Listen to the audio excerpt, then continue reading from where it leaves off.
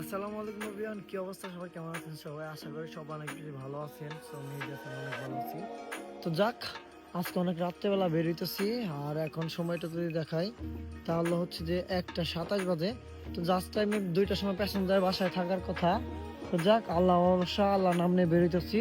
শুধু রাত্রেবেলা চাইটা চাকা চেক দিলাম, আর দেন কোনো কিছু চেক দিতে হবে না। তো চলেন, আল্লাহ ভরসা, এখন আমরা বের হই।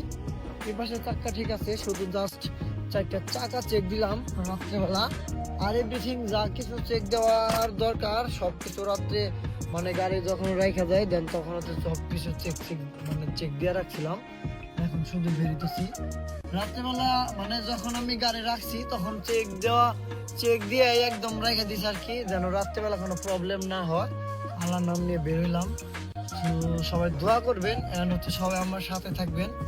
আজকে কিন্তু বড় একটা একটা লং একটা জার্নি হবে, যেহেতু রাত্রিবেলা বেরোইলাম, রাত বাজে 1:30। তো 2টার সময় প্যাসেঞ্জার বাসায় থাকবো ইনশাল্লাহ, ওই টাইমে বেরোইছি। আর আজকে তো যাবো অনেক দূরে, আপনারা জানেনই। আজকে সত্যি অনেক দূরে যাচ্ছি। আজকে যাব কোথায় তার জিনিসটা একটু মানে জায়গাটা একটু পরে বলি। তবে আজকে আমার সাথে থাকবেন এটা আমি আশা করব। আর কে কোন জায়গা থেকে ভিডিও দেখবেন সেটাও বলবেন। আজকে কিন্তু উত্তরবঙ্গ দিকে যাচ্ছি। আর আজকে যদি বলি আজকে কোথায় যাব, আজকে যাব হচ্ছে যশোর একদম বাস স্ট্যান্ডে, একদম আশেপাশে কোনো একটা জায়গা, মানে যশোর সদরে আর কি। মণিহার নামে একটা জায়গা আছে, মণিহার সিনেমা হল না কি যেন একটা জায়গা আছে যশোরে, ওইখানে যাব। তো ভালোবাসা মানুষেরা ওই ওই আশেপাশে যদি কেউ থাকেন যশোরের, যদি এই ভিডিওতে যশোরে কেউ থাকেন অবশ্যই কমেন্ট করবেন যে যশোরের কোন ভাই আছেন, যশোর কোন জায়গা থেকে দেখতেছেন ভিডিওটা। তো চলেন, আল্লাহ ভরসা যেহেতু বেরোইছি, প্যাসেঞ্জারে ওখানে যাই। যাওয়ার পরে দেন প্যাসেঞ্জারকে আগে পিক করি। যাক, আলহামদুলিল্লাহ অবশেষে পাম্পে চলে আসলাম, সেমকো পাম্পে। আর একদমই কিন্তু ফাঁকা। তো আমি এটা কিন্তু চাইছিলাম যেন একদম ফাঁকা ফাঁকা থাকে। আর মেন রোড কিন্তু অনেক গাড়ি চলতেছে আজকে যেহেতু শুক্রবার, সেক্ষেত্রে অনেক গাড়ি চলতেছে। আর এই যে আমার গাড়িতে কিন্তু এখন কিন্তু গ্যাস কিন্তু ঢুকানো হবে। গ্যাস দাও যা আছে কপালে।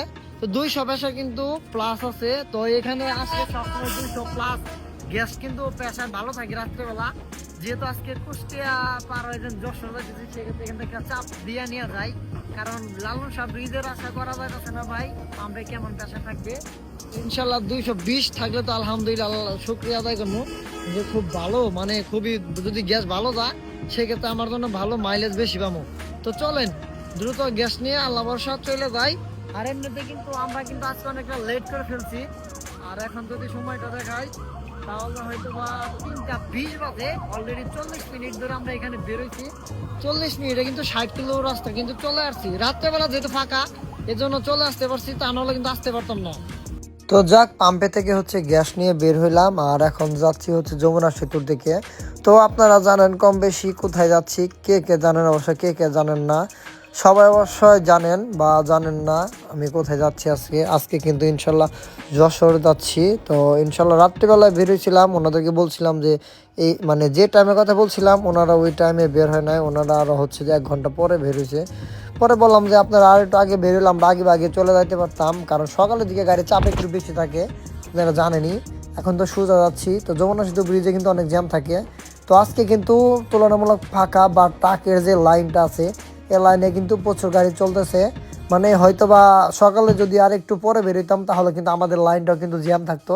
মানে সকাল টাইমে তো গাড়ির চাপ একটু বেশি থাকে, বিভিন্ন জায়গা থেকে গাড়িগুলো আসে, এই জন্য ব্রিজেগুলো জ্যাম থাকে। তো এই যে যমুনা সেতুতে চলে আসলাম, এখন আমাদের এখানে টোল দিতে হবে। তো আমাদের এখানে টোল কিন্তু মূল্য বা প্রাইস কে জানেন না অবশ্যই কমেন্টে লেখেন, তাড়াতাড়ি কুইক লেখেন। তো যাক, এখানে আমাদের কিন্তু 600 টাকা হাইস্ট গাড়ি টোল দিতে হবে। বাস কত, ট্রাক কত, কেউ যদি জানেন অবশ্যই কমেন্টস বক্স খোলা আছে, সবাই জানাবেন একটু। যাই হোক, যমুনা সেতু ব্রিজের উপর আমরা কিন্তু অলরেডি এখন উঠে গেলাম। সো ওইখানে টোল দিলাম হচ্ছে 600 টাকা। হাইস্ট গাড়ির জন্য হচ্ছে 600 টাকা। প্রাইভেট কার কত আমি জানি না, ট্রাক বাস কত তাও জানি না, শুধু জানি হাইস্ট গাড়ির টোল। তো যাক, যারা জানেন না অবশ্যই জেনে রাখেন, যমুনা সেতুর টোল হচ্ছে যাওয়ার সময় 600 টাকা, আসার সময় 600 টাকা। মানে ব্রিজ পার হইলেই আপ ডাউনে 1200 টাকা টোল দিতে হবে আপনাকে।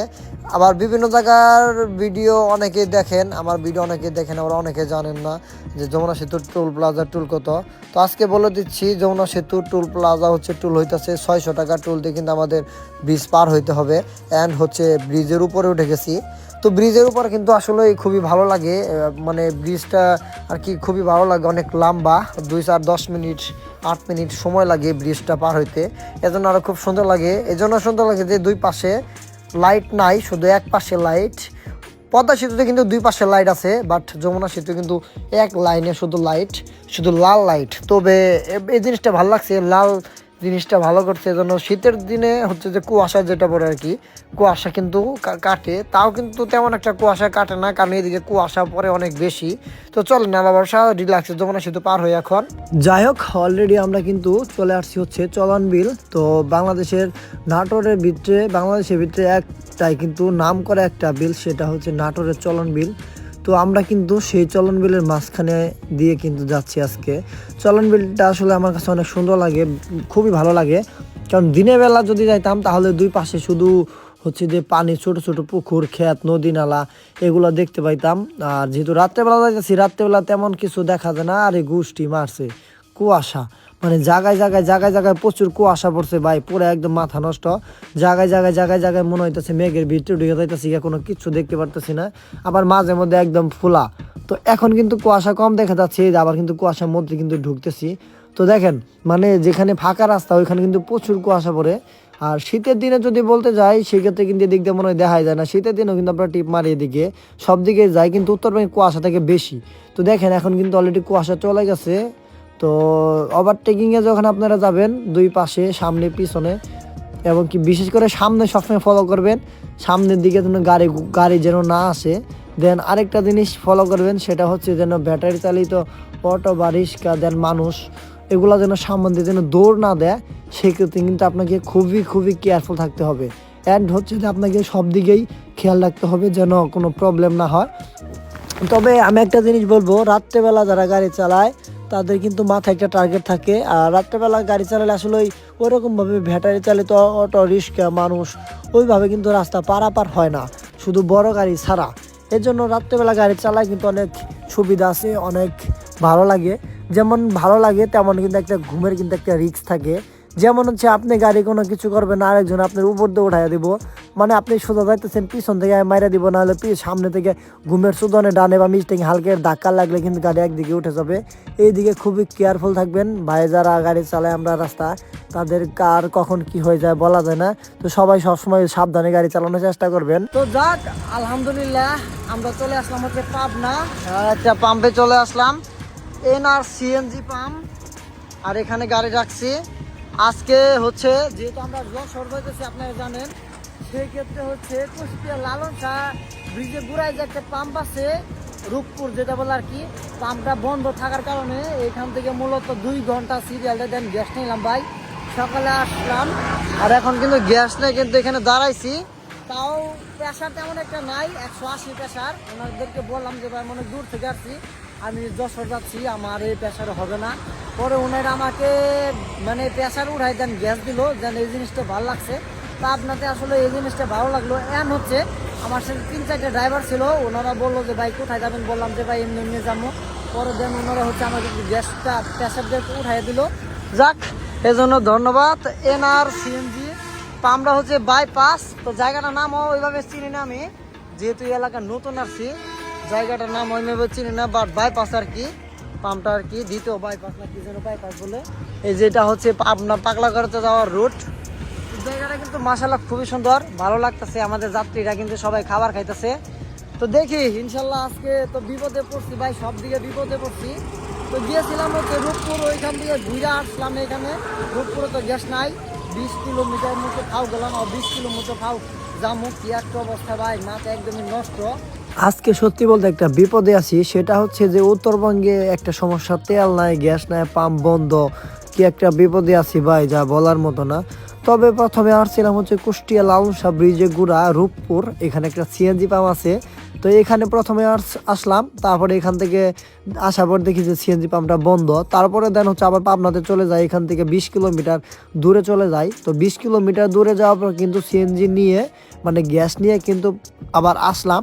তবে হচ্ছে পাবনা থেকে গ্যাস নিলাম, পাবনা নতুন বাইপাস নাকি কি যেন একটা জায়গার নাম বলে, ওইখান থেকে গ্যাস নিলাম। নেওয়ার পরে বেরোইছি। তো যেখান থেকে গ্যাস নিলাম পাবনা, যেখানে ওনাকে বললাম যে ভাই আমি অনেক দূরে যাবো, আমি খুলনাতে যাচ্ছি বা যশোরে যাচ্ছি, অনেক দূরে কথা বলছি, যে ভাই আমাকে একটু প্যাসেঞ্জার ওঠা একটু সিএনজিটা দিবেন, আমি অনেক দূরে যাচ্ছি ভাই, তেলের অনেক সমস্যা, রাস্তায় তেল পাওয়া যায় না। পরে উনি হচ্ছে আমার বিষয়টা একটু বুঝলো, বোঝার পরে পরে বলতেছে যে সমস্যা নাই ভাই, আপনি 10টা মিনিট ওয়েট করেন, আপনাকে প্রেসার ওঠায় গ্যাস দিতেছি। তবে ওই জিনিসটা ভালো লাগলো, ওই পাম্পে আমি একটা কথা বললাম, ওনারা আমার কথাটা খুবই গুরুত্ব দিল। অ্যান্ড হচ্ছে 2-3 জন ভালোবাসা মানুষ ছিল এখানে, মানে আমার ফ্রেন্ড ভিডিও দেখে, ওনারা বললো যে ভাই মেহেদি ভাইকে একটু প্রেসার ওঠায় গ্যাস দেন, ওনারা একটু হেল্প করলো। তো এটাই আসলে ভালো লাগলো, বিভিন্ন জায়গায় গেলে বিভিন্ন মানুষের দেখা সাক্ষাৎ পাইলে ভাই এই জিনিসটা ভালো লাগে। আর যদি তারা 2-3 জন যদি আমার পরিচিত না থাকতো তাহলে কিন্তু আমাকে কিন্তু গ্যাসটা ওইভাবে দিত না বা টাইমে ওইভাবে নিতে পারতাম না। তো এদিকে একটা জিনিস সুযোগ সুবিধা পাই, বাংলাদেশের যে কোনো জায়গা যাই অবশ্যই ভালোবাসা মানুষ 2-1 জন কিন্তু রাস্তাঘাটে পাই। তো চলেন এখন হচ্ছে আমরা কুষ্টিয়া লালন শাহ ব্রিজে সেতু টুল দেব। যাক, আমরা হচ্ছে কুষ্টিয়া পার হইতেছি, আর এখন বর্তমানে হচ্ছে কুষ্টিয়া বাইপাস থেকে ঝিনাইদহ যে রুটটা আছে দেন এই রুটে যাচ্ছি। রাস্তাগুলো খুবই সুন্দর মাশাল্লাহ, অনেক বেশি সুন্দর। অ্যান্ড হচ্ছে মাশাল্লাহ হচ্ছে রাস্তাঘাটের যে দৃশ্যগুলা এগুলো অনেক সুন্দর। কিন্তু আরেকটা প্রবলেম হয়েছে, সেটা হচ্ছে যে কুষ্টিয়ার পরের থেকে একদম পুরা ঝিনাইদহ রাস্তা একদমই খারাপ, ভাঙা। কুষ্টিয়া থেকে মানে আসার সময় 2-3 জন ভাইয়ের সাথে দেখা হয়েছিল, ওনাদেরকে বললাম যে ভাই আমি খুলনা মানে যশোর যাচ্ছি। পরে ওনারা যেভাবে বললো যে ভাই আপনি রাস্তা পাবেন কিছু ভালো, আবার কিছু পাবেন যে একদমই খুবই খারাপ, তা শুনে ভাই মাথা একদমই নষ্ট হয়ে গেল। তো এখন কিন্তু ইনশাল্লাহ ভালো রাস্তাতে যাচ্ছি। তো সামনে যাওয়ার পরে কিন্তু ভাঙ্গা পাবো, পিছনে অনেক রাস্তা ভাঙা ছিল। তবে এই বছরে বা এখন যারা ভিডিওগুলো দেখতেছেন, যারা কুষ্টিয়া হয়ে যশোর বা ঝিনাইদহ যাবেন, এই দিক দিয়ে রাস্তাটা খুবই খারাপ, একদম জঘন্য ভাঙা, যা বলার মতো না ভাই। আমি তো পুরো আইসা একদম বিপদে পড়ে গেছি। আগে জানলাম সত্যি এই দিক দিয়ে আসতাম না, অনেক মানে টিপে আসতাম না আর কি। যশোর খুলনা তো যাইতামই না, যশোরে যাইতাম না, দেন হচ্ছে যে আমি কুষ্টিয়া পর্যন্ত আসতাম, তা আবার কোনো দিকে চলে মানে আসতামই না এক কথায়, আমি এই দিকে টিভি মারতাম না, দেন আসতামই না এক কথা। তো যাই হোক, অনেক ভাঙা ছিল, অনেক ভাঙা পেলাম। খাওয়ার পরে দেন আরেকটা ভাইকে ফোন দিলাম, ওনার বাসাতে যশোরে, উনিও সেম কাহিনী বললো যে ভাই যশোর রাস্তা খুবই খারাপ, একদম বিজন্য খারাপ। আলহামদুলিল্লাহ অবশেষে হচ্ছে যশোর একদম বাস স্ট্যান্ডে মনিহার বাস স্ট্যান্ডে চলে আসলাম। আর এই যে মনিহারে যশোরে এক ফ্যান, কি অবস্থা ভাই, কেমন আছেন ভাই? আলহামদুলিল্লাহ ভাই। আরে কই না ভাই, যে রাস্তা দিয়ে আসছি ভাই, খুব সুন্দর রাস্তা, একদম ভাঙার ভাই ভাই। ঝিনাইদহ দিয়ে আসছি, আপনারা জানেনই ঝিনাইদহ থেকে হচ্ছে যে যশোর দিয়ে আসলাম, রাস্তাটা এত পরিমাণ খারাপ ভাই, ভাঙা ভাই, জানটা শেষ। জীবনের ফার্স্ট এত ভাঙা বাইরে আসছি ভাই, আর কোনোদিন ভাই লাইফে কোনোদিন এরকম ভাঙা ছিল না ভাই। এই যে ভাই আছে বর্তমানে মনিহার আছি, মনিহার সিনেমা হলের সামনে, এই যে মনিহার বাস স্ট্যান্ড। তো এই যে মনিহার সিনেমা হল, তো জায়গাটা কে গেছি নেন যশোরে ভালোবাসা মানুষ যারা আছেন অবশ্যই কমেন্টস করে জানাই দিয়েন। আর এই যে ভাই একটা হোটেলে নাস্তা করাইবো, যেখানে আছি রাজপ্রিয়া রেস্টুরেন্ট আর কি, এই যে যশোর রোড মনিহার সিনেমা হল রোডের সামনেই। তো চলো মাল্লা বর্ষা, যেহেতু সকালে নাস্তা করি নাই, তো দুপুর আর সকাল মিলে 2টা মিলে একসাথে করবো এখন। তো যাক, অলরেডি আমরা কিন্তু বেরিয়ে পড়ছি। তো এখানে অনেকটুকু লেট করতে হয় না আমাদের, অন্য অন্য দিন যে পরিমাণ লেট করতে হয় আজকে কিন্তু তুলনামূলক 1 ঘন্টার মতো লেট করতে হয়েছে। তারপরে দেন ইনশাল্লাহ বেরিয়ে পড়ছি। তো এখানে মূলত ওনাদের বাসায় আসছিলাম, ওনারা খাবার খাইলো, রেস্ট নিল, দেন একটু ওষুধ নিতে আসছিল ফ্যামিলি, যেহেতু ওনারা সবাই, এজন্য হচ্ছে তেমন একটা দেরি হয় নাই। ওনাদেরকে বলছি যে যত তাড়াতাড়ি মানে দ্রুত এখান থেকে বের হওয়া যা, বেশি একটা লেট করেন না। তো যাক, আসার সময় ঝিনাইদহ থেকে তো মানে কুষ্টিয়া থেকে পুরো রাস্তা যশোর পর্যন্ত পুরো রাস্তা ভাঙা ছিল। আমার জীবনে ভাই এত ভাঙা রাস্তা কোনো দিন পাই নাই, আর আগে জানলে কিন্তু আমি আসতামও না, মানে অনেক ভাঙা ছিল রাস্তাটা, মানে আমার জীবনে প্রথম এত রাস্তা ভাঙা মানে গাড়ি চালায় আসতে হয়েছে। এক পর্যায়ে আস্তে আস্তে মানে ভাঙা রাস্তায় আস্তে আস্তে আমি একদম বিরক্ত হয়ে যাই। পর মানে একদম গাড়ির থেকে নেমে দাঁড়াইতে চাইছিলাম যে আর গাড়ি চালামই না, মানে এতটা বিরক্ত হয়েছি আমার লাইফে, এই ফার্স্ট এত বিরক্ত হয়েছি গাড়ি চালানো অবস্থা। আর কোনো দিন কিন্তু এতটা বিরক্ত হয় না যতটা না এই রাস্তায় আসার বিরক্ত হয়েছি। তবে যারা আসবেন এদিকে খোঁজখবর নিয়ে আসবেন। এক কথায় যদি বলতে যাই, কুষ্টিয়া থেকে যশোর পর্যন্ত রাস্তাটা একদমই খুব খারাপ ভাই, একদম খুব খারাপ। মানে আসলে বুঝতে পারবেন কি পরিমাণ খারাপ। আবার যদি আপনি কুষ্টিয়া ঝিনাইদহ থেকে মাগুরা হয়ে দেন হচ্ছে যে আপনি যদি যশোর আসেন তাহলে রাস্তাটা একদমই ক্লিয়ার, একদম কোনো ভাঙাচোরা নাই। আর যদি আপনি ঝিনাইদহ থেকে সোজা ডান দিক দিয়ে যশোর হাই রোড দিয়ে যদি চলে আসেন তাহলে পুরো রাস্তা ইটের সোলিং অ্যান্ড রাস্তা কাজ চলতেছে, ভাঙাচোরা এত পরিমাণ খারাপ ভাই, আপনি আসলে বুঝতে পারবেন না, আসলে বুঝতে পারবেন না। তো যাক, আসছিলাম এক রাস্তা দিয়া, চলে যাচ্ছি আরেক রাস্তা দিয়া, আর এখন বের হচ্ছে যে মাগুরা হয়ে, মাগুরা ফরিদপুর এদিক দিয়ে দেন চলে যাচ্ছি আজকে। চলেন যাইতে থাকি, দেখা যাক, আল্লাহ ভরসা। যাক, আমরা কিন্তু অলরেডি লোহার ব্রিজ পার হইতেছি। এই ব্রিজটা হচ্ছে মাগুরার পরে, তারপরে ফরিদপুরের আগে ব্রিজটা পরে। তো জায়গাটাকে কে চিনেন? আমি যে রাস্তা দিয়ে যাচ্ছি রাস্তাটা হচ্ছে ফরিদপুর হাই রোড। তো এটা হচ্ছে মাগুরার পরে রাস্তাটা, মাগুরা থেকে ডান দিকে দেন বাম দিকে ঘুরতে হয় আর কি। কি কি যেন মোড় আছে, আসার সময় অতটা খেয়াল করি নাই। আর আপনারা জানেন যে লংয়ে গেলে কিন্তু ভিডিওগুলো অনেক লং, মানে লম্বা ভিডিও হয়ে যায়। লংয়ে গেলে কিন্তু আসলে ওই দৃশ্যগুলা খুবই সুন্দর লাগে। আসলে জায়গার থেকে দৃশ্যগুলো কিন্তু বেশি সুন্দর লাগে, যে ভিউগুলা অনেক সুন্দর লাগে। তার ব্রিজের আগে পিছনে অ্যান্ড রাস্তাগুলো অনেক বেশি সুন্দর ছিল। আগে জানলে কিন্তু আমি ঢাকা হয়ে বা ফরিদপুর হয়ে এদিক দিয়ে আসতাম। এদিক দিয়ে আসার কারণ হচ্ছে মানিকগঞ্জে সিএনজি পাওয়া যায় না, এদিকে আরেকটা সমস্যা। মানিকগঞ্জে কিন্তু গ্যাস প্রেশার নাই, তেমন একটা নাই। তবে আমি পাবনা থেকে যে গ্যাস নিয়ে আসছি সেই গ্যাসে মানিকগঞ্জ পর্যন্ত যাইতে পারবো কিনা তার কোনো গ্যারান্টি নাই, কারণ আমার বোতল হচ্ছে ছোট 170 সিলিন্ডার। একটু ভয় ভয়ে আছি, তা না হলে কিন্তু গাড়ি যেভাবে চলার কথা ভাবে চালাইতে পারতেছি না। মানে একদম একদম ঠান্ডা মাথা যাইতেছি, মানে কোনো তাড়াহুড়া নাই, সবসময় যেভাবে গাড়ি চালাই এখনও কিন্তু ওইভাবে গাড়ি চালাইতেছি। আর জায়গায় জায়গায় ভাই এক একটা করে বিট দিচ্ছে, যে অনেক ছোট ছোট ডিভাইডার দিচ্ছে অনেক, মানে আর কি কি কম যেগুলো মারা যায় না, একদম স্মুথভাবে যাচ্ছি। তো এই ব্রিজের কিন্তু টুল দিতে হয় আমাদের এখানে, কয় টাকা যেন টুল দিলাম মনে নাই, সামনে কিন্তু টুল দিতে হবে।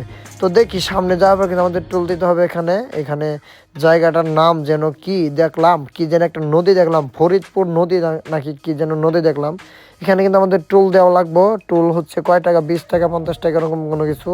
থামুন, তারপরে কি লেখছে দেখা যাচ্ছে না, ক্যামেরা বন্দি করতে পারতেছি না, ছোট করে লেখা আছে, তো যাক যেটা লেখা আছে ওইটাই গুড়াই।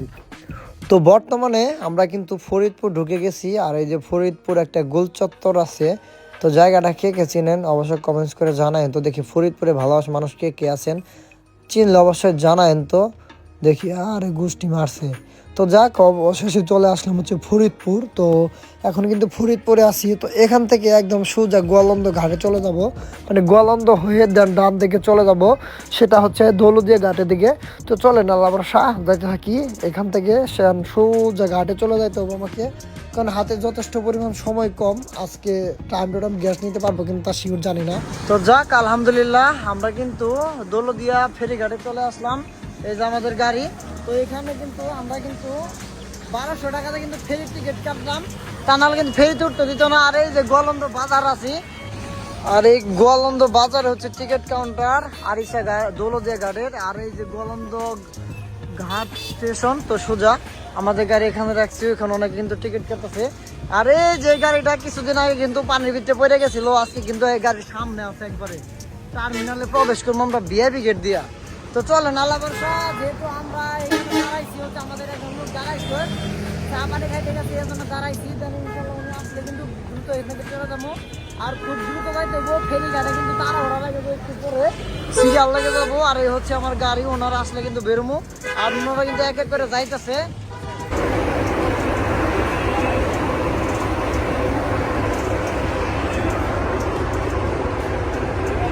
আলহামদুলিল্লাহ অবশ্যই ফেরিতে উঠলাম, আর গাড়িটা মাঝখানে রাখছি, কারণ ঢোকার সময় যতটুকু সিরিয়াল লাগছিল দেন ওইটুকুই। আর গাড়ি কিন্তু একদম মাঝখানে আছে, আর উপরে কিছু কিছু লোকজন তাকায় তাকায় দেখতেছে। আর এই হচ্ছে দৌলতদিয়া ফেরিঘাট। তো মূলত গেছিলাম হচ্ছে যশোর, তো ওইখান থেকে মাত্র ব্যাক করতেছি। আর আজকে কিন্তু একদম অনেক কষ্ট হয়েছে। তো যাওয়ার সময় কিন্তু পুরো রাস্তা ভাঙা ছিল, তো আসার সময় কিন্তু অনেক রাস্তা ঘুরে আসছি। আর আজকে ফেরিতে কিন্তু যথেষ্ট পরিমাণ চাপ থাকে, বিশেষ করে প্রতিদিনই ফেরিতে এরকম চাপ থাকে, রেগুলারই সবসময় গাড়ি চলাচল করে, এই জন্য প্রত্যেক সময় চাপ থাকে। আর আজকে কিন্তু ওয়েদারটা কিন্তু ভালোই লাগতেছে, খুব সুন্দর লাগতেছে। আর এই দিক দিয়ে কিন্তু মাশাআল্লাহ একদম পুরাই, বাট জায়গায় জায়গায় কেমন যিনি কি যিনি ভালো, মানে চর পড়ে গেছে দেখা যাচ্ছে যে পিছনে দেখলাম। তো দেখি আমাদের ফেরি ঘাটে পৌঁছাইতে আধা ঘন্টা 25 মিনিট বা 30 মিনিটের মতো টাইম লাগতে পারে। তো একটু রেস্টে আছি। তো চলেন দেখি একটু পরে দেন আমাদের ফেরি ঘাটে যদি তখন নামাই দেবো, তখন দেন নাইমা দেন মানে চলে যেতে পাম্পে, কারণ গাড়িতে গ্যাস হইতে মনে একটা নাই। যাই হোক, আমরা কিন্তু ফেরি পার হয়েছি। ফেরি পার হওয়ার পরে দেন সোজা কিন্তু চলে আসলাম হচ্ছে আমাদের এলাকার দিকে। তো মানিকগঞ্জে এসে কিন্তু হালকা কিছু টাকা গ্যাস নিয়েছিলাম, যেহেতু পাম্পটা বন্ধ ছিল এই জন্য ওইভাবে ভিডিও করতে পারি নাই। তো আপনারা জানেন সকাল 6টা থেকে নিয়ে রাত 9টার মধ্যে সিএনজি পাম্প বন্ধ, এর জন্য হচ্ছে সমস্যা, কারণ ওই টাইমে আসলে ভিডিও করা যায় না। তো মানিকগঞ্জের একটা ভাই ছিল, আমি যখন ওই পারে ছিলাম তখন হচ্ছে যে একটা ভাইকে ফোন দিছি, বলছি যে ভাই আমি গ্যাস নিব, আপনি আমাকে একটু হেল্প করেন। পরে উনি পাম্পে এসে দাঁড়াইছিল, ওনার জন্য হচ্ছে গ্যাসটা পাইছি। তো মানিকগঞ্জের হচ্ছে একটা ভাই ছিল আমার ভাই, সেটা হচ্ছে মামুন ভাই। জানি না ভিডিওটা দেখবে কিনা বা পাবে কিনা, তা তো জানি না। অবশ্যই ইনশাল্লাহ যদি শুনে যে তাকে ভিডিওর ভিতরে আমি একটু নাম ঠাম বলছি বা তার সাথে কথাবার্তা বলছি, এরকম কোনো কিছু হয়েছে, আমি জানি অবশ্যই উনি খুশি হবে। তবে জানি না ভিডিওটা পাবে কিনা তার শিওর জানি না। তবে মামুন ভাইকে অসংখ্য অসংখ্য ধন্যবাদ যে এত দূরে গেছিলাম মামুন ভাই আমাকে একটু হেল্প করার জন্য। আর মামুন ভাইয়ের জন্য কিন্তু এখন ঠিকভাবে যাইতে পারতাছি, কারণ উনি আমাকে হেল্প করলো। কারণ যে হেল্প করছে মোটামুটি ভালো হয়েছে, মানে তার আর গ্যাস পাইতাম না, উনি আমার জন্য পাম্পে দাঁড়াইছিল, বলছে যে একটা ভাই আসতেছে পরে গ্যাসটা দেওয়ার জন্য। পরে হইতেছে ওনার জন্য কিন্তু গ্যাসটা পাইছি। তো যাক, আলহামদুলিল্লাহ মান ভাই, আপনাকে অসংখ্য ধন্যবাদ। তো চলেন এখান থেকে আমাদের এলাকার টাঙ্গাইল সিএনজি পাম্পে চলে যাব, ওইখান থেকে গ্যাস নিয়ে একদম সোজা বাড়িতে চলে যাব। আর ভিডিওটা লম্বা করতে যাচ্ছে না, কারণ এমনিতে ভিডিওটা অনেক লম্বা হয়ে গেছে, আর ভিডিওটা ঠিকভাবে করতে পারতেছে না। ভিডিওতে কোনো বোল্ট হয়ে থাকে ক্ষমার দৃষ্টিতে দেখেন, কারণ গেছিলাম অনেক দূর ভাই, মাথাটা নষ্ট। আসার সময় তো রিল্যাক্সে আসতে পারছি, কিন্তু যাওয়ার সময় একদম মাথা নষ্ট ছিল ভাই। তার কারণ হচ্ছে রাস্তাটা অনেক ভাঙাচোরা ছিল। আমি আর এই যে তেলের জন্য গ্যাসের জন্য যে পর্যন্ত দেশ ঠিক না হইব সে পর্যন্ত লং টিভি আর কোথাও যাবো না। তো চলেন সোজা বাসায় চলে যাবো এখন। যাক, আলহামদুলিল্লাহ রাত্রেবেলা চলে আসছিলাম সেই যশোর থেকে। তবে রাত 12টা একটা মতো বাজছিল, ওইটা আমি ভিডিও করতে পারি নাই। সবসময় গাড়ি রেখে বাসায় চলে গেছি, ঘুমাইছি। দেন সকালবেলা উঠে আরেকটা দিকে চলে গেছিলাম, তারপরে যে মাত্র আসলাম, গাড়ি ওয়াশ করাইলাম, আর এখন গাড়ি না কিন্তু চলে যেতে হইব। আর ভাড়া যদি বলতে যাই ভাই, ভাড়া আসলে তেমন কোনো ফেক না, ইনকামের থেকে একদম খরচই বেশি হয়েছে। মানে একটা বিপদে পড়ছিলাম, ভিডিওটা আপনারা সবাই কম বেশি জানেন। আর ভিডিওটা তেমন আসলে ভিডিও বড় করতে চাই না, জাস্ট 15,000 টাকা ভাড়া দিচ্ছে, 1,000 টাকা পাঠিয়ে আমাকে বকশিস দিচ্ছে, এই হলো 16,000 টাকা। তো যাক, কালকের ইনকামটা ভালো ছিল। খরচ অনেক টাকা খরচ দিচ্ছে, ফেরি ভাড়া দিছি, টোল দিছি, যমুনা সেতু টোল দিছি, তারপর হচ্ছে কুষ্টিয়া পাবনা থেকে গ্যাস নিয়েছি, মানিকগঞ্জ গ্যাস নিয়েছি, টাঙ্গাইল শহরে টাঙ্গাইলে গ্যাস নিয়েছি, আরিসা ফেরিঘাটে পার হয়েছে, আপনারা দেখছেনই, অনেক টাকা খরচ হয়েছে ভাই। আর একটা জিনিস, কোথাও তেল নাই, মানে তেলের কোনো প্রশ্ন নাই। পাম্পে গেলে 2-3 ঘন্টা করে সিরিয়াল দিয়ে বসে থাকতে, তাও তবু ভাই তেল নাই। তবে আজকে থেকে এই ভিডিও যারা দেখতেছেন, বাংলাদেশের যে কোনো জায়গায় যান, নিজ এলাকা থেকে অবশ্যই 4 থেকে 3-4-5 হাজার টাকা তেল সবসময় গাড়িতে রাখবেন। বিপদ আপদ ভাই বলে আসে না ভাই। তো যাই হোক, ভিডিওটা তেমন বড় করতে চাই না, তো আজকে এ পর্যন্তই। তো ভিডিওটা কার কাছে কেমন লাগছে, ভালোবাসা মানুষ যারা আছেন সবাই একটু কমেন্টস করে জানান। আর আপনার জন্য সবার জন্য একটা গিফট আসতেছে, সবাই অপেক্ষা করেন। আল্লাহ হাফেজ।